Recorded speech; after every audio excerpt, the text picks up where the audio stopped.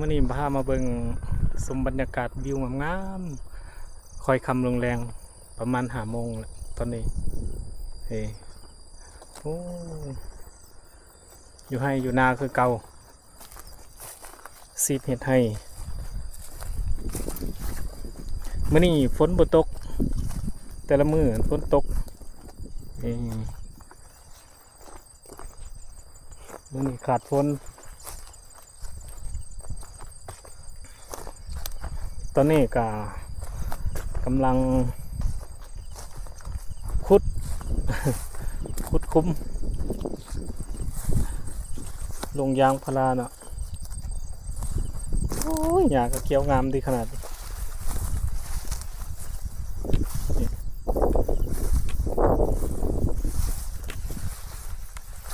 กำลังขุดเป็น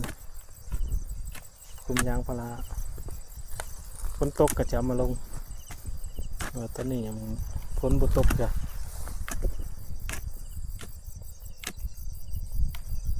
ไม่บ่